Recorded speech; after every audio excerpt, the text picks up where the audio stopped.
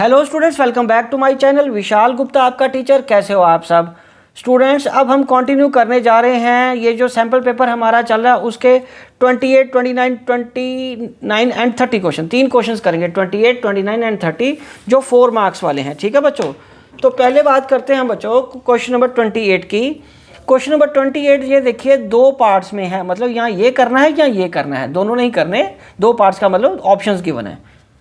तो सबसे पहले है explain how planning and controlling are both backward looking as well as forward looking functions. और दूसरा है दूसरा मतलब the first step of controlling process is setting up of performance standards. Explain the subsequent 2 steps in the process of controlling.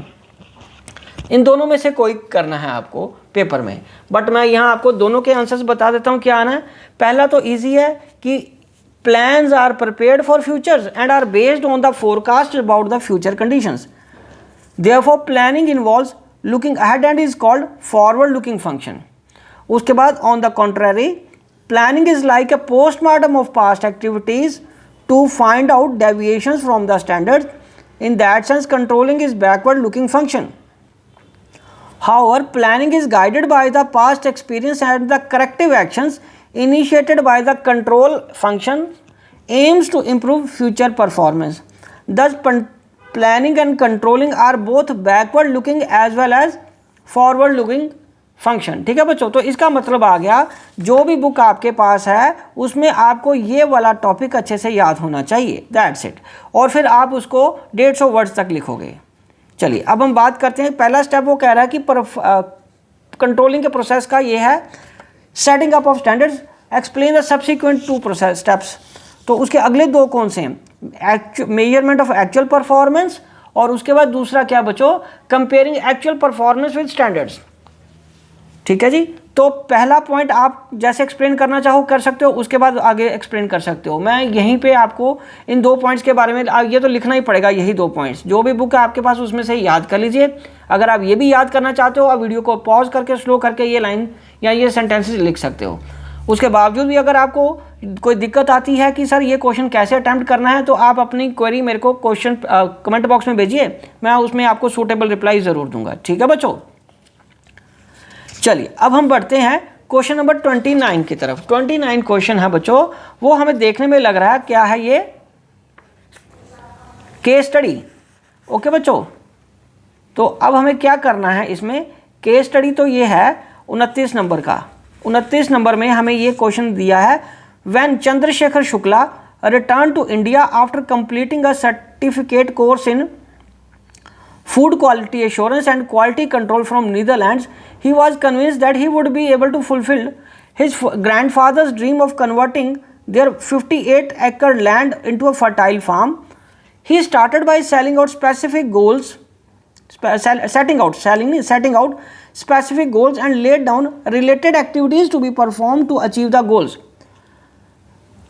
Soon he launched his own company, Food and Agribusiness Solutions Private Limited. He sought to ensure that the future events effectively meet the best interest of the company. He prepared an annual statement for production and sales based on the sales forecasting. He noticed that the farmers grew only paddy, due to which land remained idle for the subsequent 8 to 9 months of the year.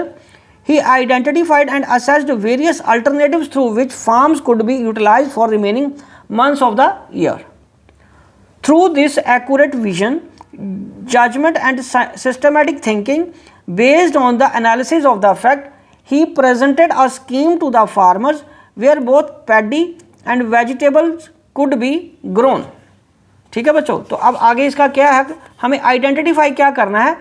Features, identify and explain the feature of one of the functions of management highlighted above.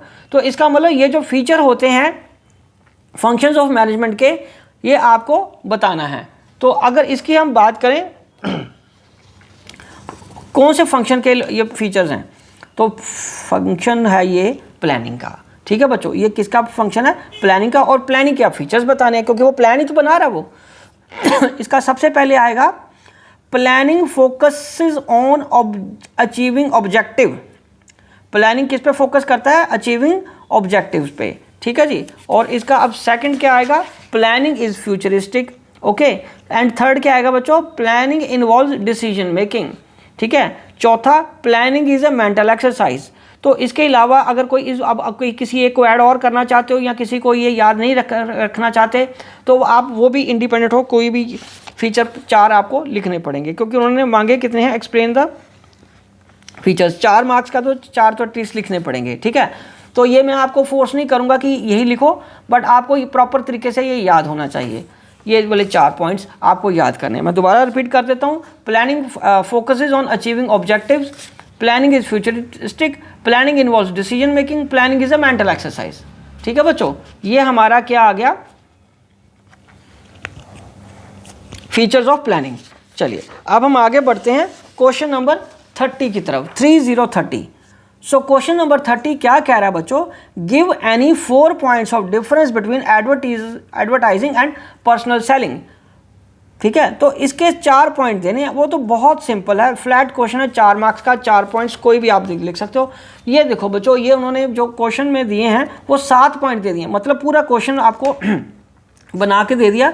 आप इसमें से कोई 4 आपको जो याद करने वाले हैं लगते हैं इजी हैं, वो 4-5 याद कर लेना, कोई पता नहीं कल को ये 6 मार्क्स में आ जाए, 3 मार्क्स में आ जाए, 4 मार्क्स में आ जाए, ठीक है। ये सारे पॉइंट्स आप याद कर लो, क्योंकि आई डोंट थिंक कि कोई इसमें कोई बड़ी बात है। 7 पॉइंट ये दिए हैं और उसके बाद, ठीक है, 7 पॉइंट ये दिए और 3 पॉइंट ये दिए, तो मैं आपको फोर्स नहीं करूँगा कि आप कौन से वाले याद करो।